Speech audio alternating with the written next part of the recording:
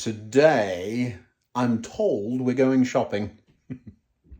There's a craft shop on the list. Not that we're buying a craft shop, although I sometimes think we have. The retaining wall backing, I've decided to do it right and get some proper card that isn't corrugated. And I'll explain why in a moment. So once again, we're going to go a little out of sequence, and I'm going to get some of this insert piece sorted out. Now, a couple of trestles. What I'm intending to do is to open those out and rest this on it instead of on top of the workbench so that I can get up underneath it. A few things we need to do. It will make a tidy project in the next about 45 minutes, apparently I've got, before we head off into the shops. What on earth is that? This is what I'm talking about. It's fairly thick, but it is corrugated. The problem with it is that when you bend it, it creases along the corrugation lines. And if you try and bend it the opposite direction, it forces like ribs to stick out. The point is, it's designed not to bend. That's the whole point of the corrugations. It makes it strong. So we'll keep this for something else. I'm sure we've got plenty of corrugated cardboard kicking around. So what I need is some proper construction card. We'll get some this afternoon when we're out shopping. Oh, there we go. That's the setup. Resting quite nicely on this, and so now I can get underneath quite happily to tidy up all of those wires that need sorting out. A few things to do up here, so let's get on with it. This is the back of the board, the front being over that way. I'm trying to start from the back and work towards the front. Now, somewhere along the line, this bunch of flowers or flower pot, those were the ones I really didn't like. I got fiberglass bits in my fingers because of those. So what I'm doing with them now, just popping it in there. I've just put a dab of glue on the bottom of it, so that's in place. You can see things back here. There you go, there's a fiberglass fiber. You probably can't see that, but they get everywhere. Happy enough with all of this. Chimneys have stayed intact this time. Those were a little wonky. The alley then is nice. Back there, let me show you that. It really isn't very finished back here. If you wanted to finish it, you could put a few boxes and a few rubbish bins or something, and perhaps a curb around the street. It is lit. There's a street light there, and there's a fence. But this you cannot see. This is as far back as you can get. The railway lines here, and then the hop field. So it really is hidden. So I'm not going to worry too much about that. The buildings are not stuck down. You see that? I am going to make use of the sticky wax. What do they call it? Tacky wax. Yeah, the issue over here isn't so much that I'm ever planning on moving them. It's just that they get out of alignment. Let me show you. So in the process of putting this one into the board, that house will slip and slide, and it's quite critical that it gets into the right place, or it just looks weird at the front. Now you need to be able to get underneath it because that's where all the wiring connections are. Highly unlikely you ever would, but if you did, you wouldn't want to have to rip it apart. It's never going to move from there. Never's a long time, but this tacky wax, I'm quite happy with it. It's growing on me. So let's see what we can do there.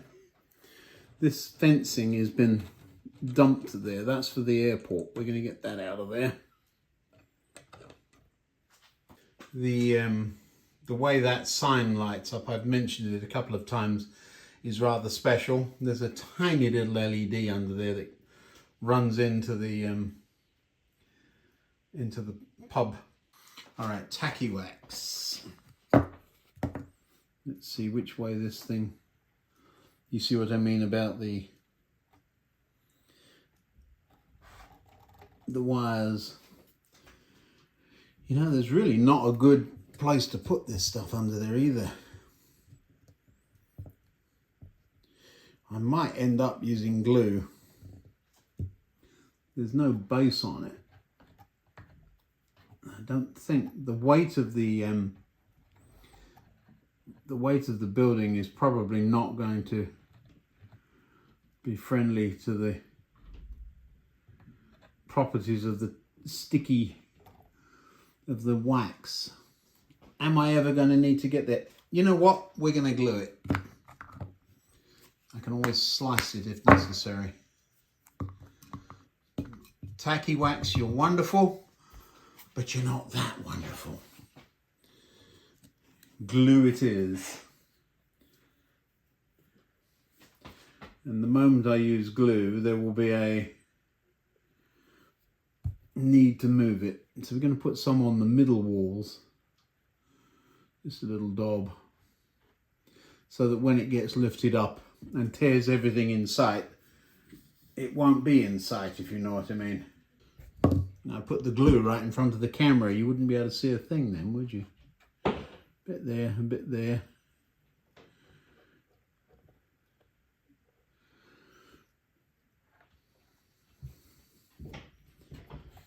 And then let's poke the wires back down through the hole.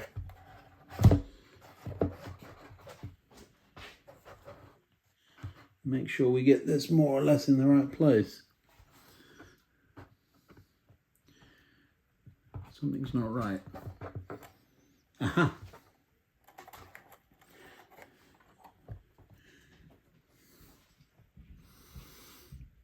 I think that will do it. There was a wire stuck under one of the walls. Yeah, I can feel the glue. That's a good thing. Now, yeah, that's better. Now this one. Again, same issue. The only wires are these, so I think this one will be easier to glue down. Just needs a little daub. This is school glue, so it's not very strong stuff.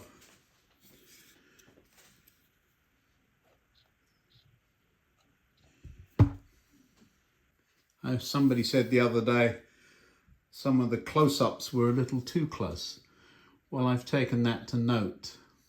I made the assumption that people were watching this stuff on their phones. But then I looked at the YouTube data, and it turns out most of you are watching it on a TV. They can tell that stuff, apparently. I have no idea how. All I will say is thanks for watching, however you're watching. This one's much easier to line up because there's a line of scatter that you just have to cover. That's it there. Barely enough room for a vehicle to pass in front of this one. And almost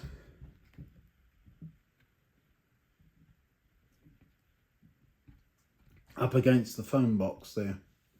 So that's in place. The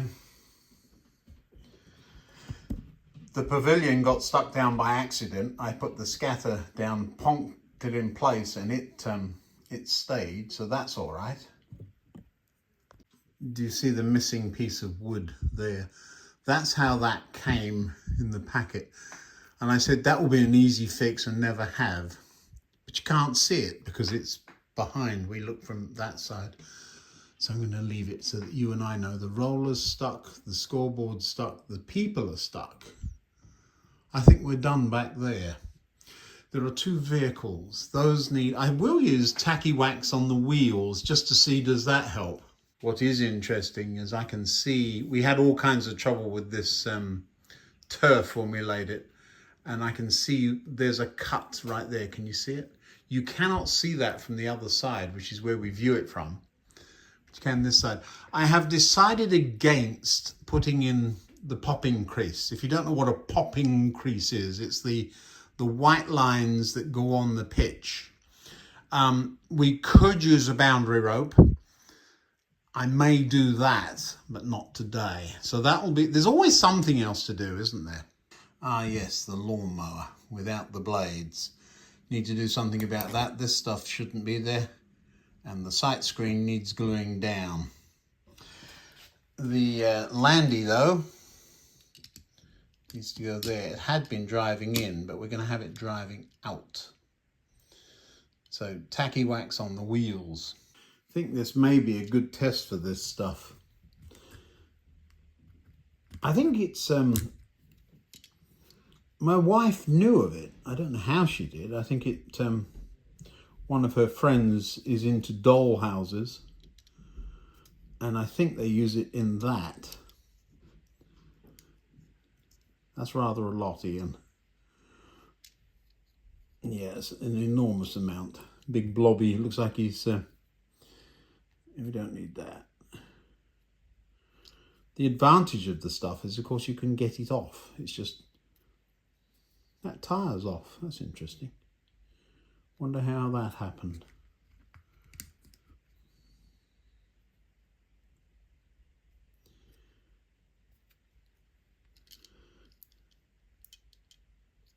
Make sure the wax is on the downside. Do you know it worked? Yep, that has worked. There's one other vehicle. We had one very similar to that growing up. And I'm just going to pop it by the traffic lights. I'm going to do that now, but that fence still needs fixing. Yeah, that actually works. I'm surprised how well Tacky Wax has got a 2 thumbs up from me now. So I like it. It's good for the things you should be using it for. Now, there's some additional benches. Less is more. This is a, you want to dream it's Kent versus Sussex, and Sussex is getting a whooping, but it isn't. It's the local church cricket team. So that many spectators is probably quite enough, and there are 2 empty benches there, so I don't need these. I'll use those elsewhere. There's a piece of this stuff. This is incredibly useful. It covers up all sorts of things. It makes curb stones and coping stones and all sorts of things. So it makes it lovely. It turns a rugged wall into something that looks half decent. This is a piece of corrugated chocolate box. It looks like a corrugated fence. It's perfectly fine. And of course the children's playground sits there. Well, here's the lawnmower. Here's a piece of dowel, and here's a pair of wire cutters. And the 3 things met. My woodwork teacher would be appalled, but let's see if it worked. So we want to know, does this fit into the lawnmower? It's close if it, well, I measured it. Let's find something to push it in there with.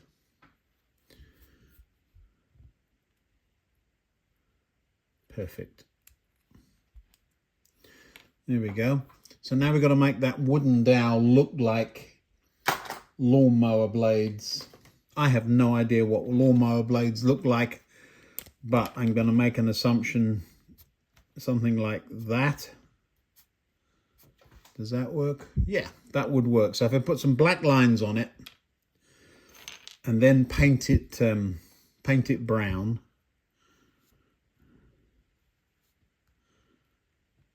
So we'll paint over the lines. We only need the lines where we can see them. All right, something like that. Paintbrush. Do we actually need a paintbrush for this? I think we probably do. And there's the brown paint. all of those people who were taking notes on me telling you to put things away can now say, see, you needed it.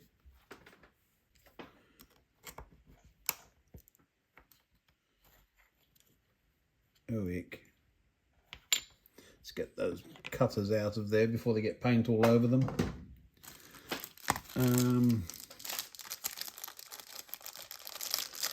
Paint stick for painting and an old one for stirring. This has got glue on one end of it, so I'm just giving it a good old stir. This is old paint. It's enamel paint too. I should have thought about that. That's something else we can buy in the shop if we get to the model shop today, or craft shop. Right, let's pop this in before we paint it. It's one of those situations where you actually want the thing in place. And I'm not going to glue it. I'm going to watch it fall out in future.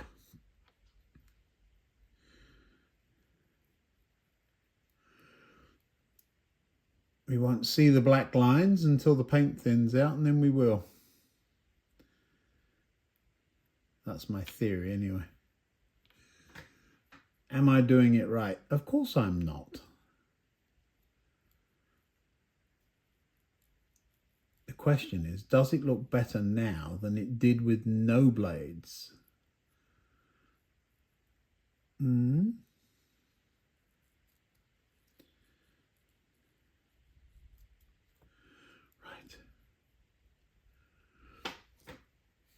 Brush might have been helpful actually. There's one right here, let's do that.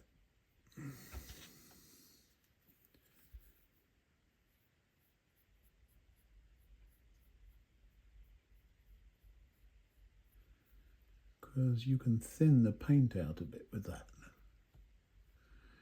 I don't know if you can see what I'm up to even.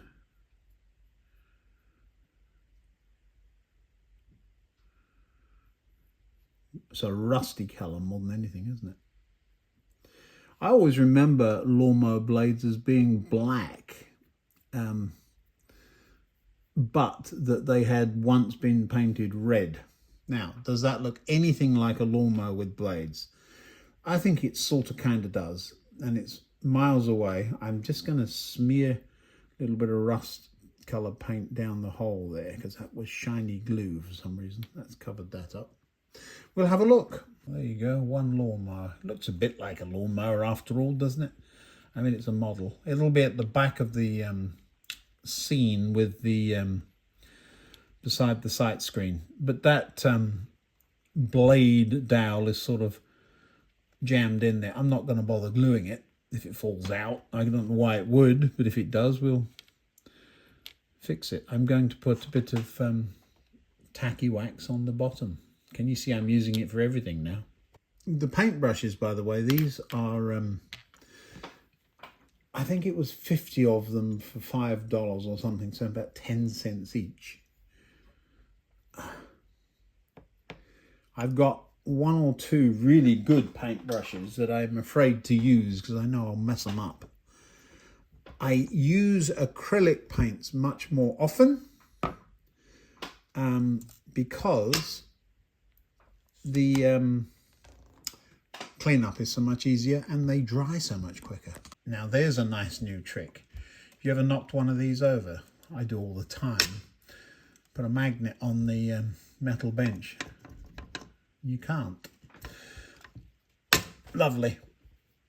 Wonder if that's a good idea or not. Somebody will tell me, I'm sure.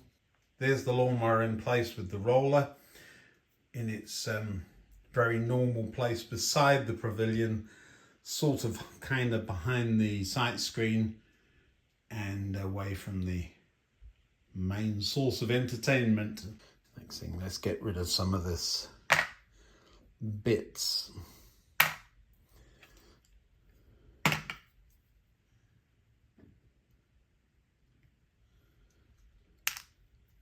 knocked him a bit, haven't I? He needs to be standing up.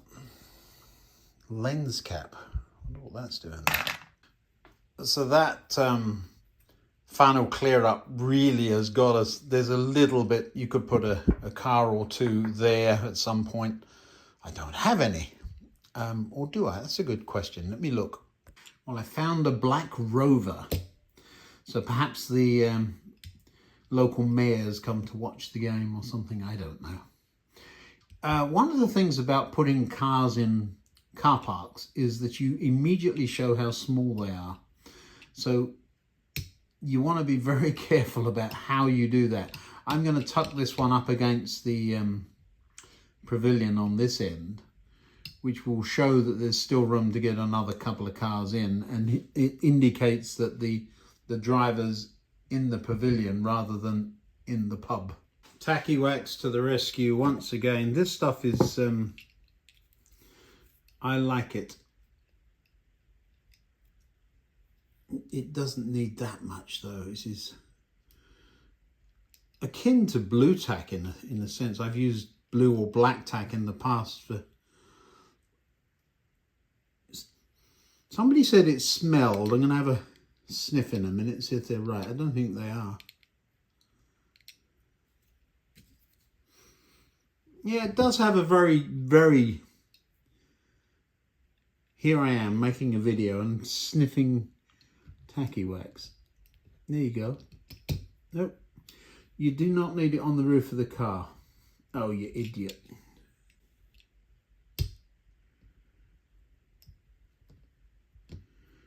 Yeah, once it, I've got it on my fingers again, ick. Once it's down, it really does work in keeping vehicles in place. So I'm happy about that. So yes, endorsement, Tacky Wax. There's already a link in the video from a couple of days ago, so you can find it if you want it. Now the last thing before we start on the fence is the sight screen, which would go there, of course. I want to get that as far back as I can, because it sort of shows how small the ground really is. Never quite in the right place, sight screens. They're always something wrong with them. Or at least the batsman says there is. For those of you not into cricket, the sight screen is so that the ball, well, it's the one at the other end that's in use right now, because the ball is coming from the bowler who's going to lob the ball. It's going to bounce there and come up. And the sight screen is behind the bowler so that the batsman can see the ball, because train going by or hedge here, they just lose the ball and it then whacks them instead of them whacking it.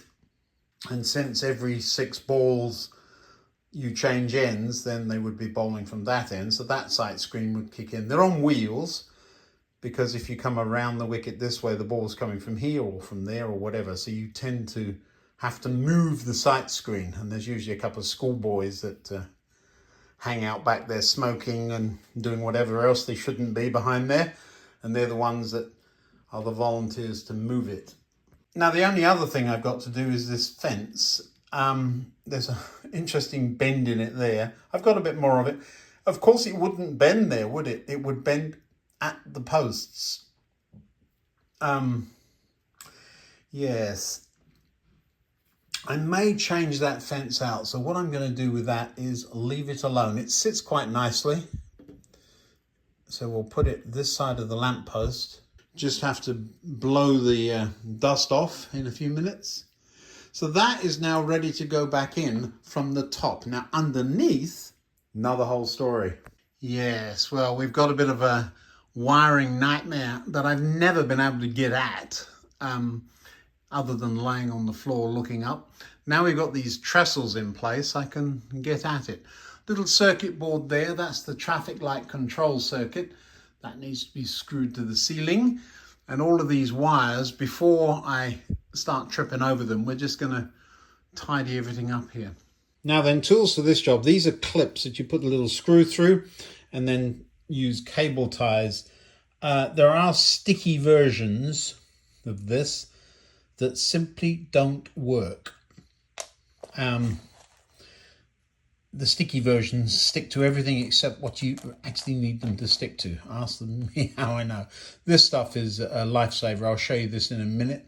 It's a spiral wire tidy. So let's get on with it. Well, I didn't think about how you were going to see what I was up to here because it's kind of awkward. But this is a foot or a handle, so I kind of want to keep the wires away from it. So what we're going to do, there's a goodly section there, so we'll cut a piece of this stuff off and show you how it works. You just find the end and wrap it around like a big spiral. You've all seen it before, I'm sure. And what you do then is simply unwind it. If you can see this, I think you probably can. And then wrap it around. Cable management for me is, I like it because, do you see the difference already? Look over here, all these floppy wires, and here you just got one. And the sooner you do it, the less likely you are to need to get at it. Of course, you make sure everything's working before you do it, and then immediately after you've done it. But this is, essentially this is lighting and street lighting. Now, I have wired this so that if I really get into it later, I can turn on the street lighting independently of the house lighting. It would be a little unusual, for example, to have a cricket match going on at the same time that street lights were on. But perfectly normal to have the light on in the pavilion. So that's why I did it. But at this point, it all comes on when power comes up this black cable over here. Almost done with this piece. The advantage of this stuff is if you do need wires to join the loom, as it were, they just pop in as you're going along. In this instance, I've cut a piece so that it doesn't need that. So there we go, one piece of floppy cable management. Now what we'll do is put a screw through one of those clips. So that's the clip, you see, and then the cable tie goes through the square hole. So these are the screws I'm using. You drop one of those through the clip with the built-in washer, so they're perfect for these clips. And eventually the cable tie just runs through those holes there. I tend to run it through one so that I can get some tension on it and still get to the screw. So there you go, that's how it ends up looking. Now, public service announcement. Use cutters that can cut flush and level. Do not cut cable ties at 45 degrees. That way you won't end up forever scratching yourself up on them. Well, obviously you don't want to watch me wrapping wires up all day, so that's a before and this is an after. So I've got one clip in so far. All the wires from over here have gone into this wiring loom, and I will just snug it up with a couple of clips, and then we'll get on with the other side, put a couple of screws through that, and we'll be done. A couple of extra details for people that have never used this stuff. That will hold this wire quite nicely out of the way. It's not going anywhere. Not every wire needs to be in there. They can join and leave. This one wasn't long enough, so it left the loom and joins it back again there. While the loom runs around here, picks a couple more up, wires coming in and so on, and it goes all the way back to the terminal block. So it's actually very tidy. The ones I've intentionally left out, these are the power feed. I want to be able to get at those. I want to put a socket on the side of the board so that I don't have a permanent connection. I'm not going to show you the whole process. Some of this is kind of difficult because these are posts from the traffic lights that stick down. Very easy to damage those. So This is a before, and I'll show you the after once I've done it. There's the after. Now, let me explain what I've done. This end, cables are a little long, so I just folded it back and put a cable tie. It keeps that away from the edge. You can see wires popping out of the loom there and here and there. Wide open here, but it's still keeping everything in place. This part of the loom is the feeds from the circuit board for the traffic lights to the connection plate, and I put a piece of heat shrink around those when I made it. If anything, I'm going to need to get that circuit board down, so there's a place to snip the cable ties, so the board's held up there with a couple of cable ties. The advantage, I don't like circuit boards with controls on them straight onto the baseboard because of the vibration of the trains going by all the time. The only thing I haven't done is put in a cable for the signal box, which will go right there when it comes. And I'll want a light in it, so cable through there, but there's a power pickup there, so that won't be hard. But I won't run it direct, I will run it into the loom and pick it up there rather than going all the way over there. So that's what it looks like now. A cable management video wouldn't have been very interesting in and of itself, but it's part of the insert baseboard that's got to go in. I did say I'd show you the dogs on the golf cart. They absolutely love riding that thing. We take them quite regularly. It looks like they're about to dive off or fall off under the wheels, but they just don't. They're more stable than we are. This is how we ride the cart with the dogs. And guest appearance. What you looking at, Sparky? You look in the camera. What are you doing? No, don't lick it. This board, of course, isn't going back in just yet because I've got the airport and the retention wall to sort out. Once I've been to the shop to sort that out. Another lovely day outside, so I can't stay down here any longer. I've been down here about 90 minutes, so it's more than my daily quota. I'll see you next time. Don't forget to like and subscribe. See you next time. Bye now.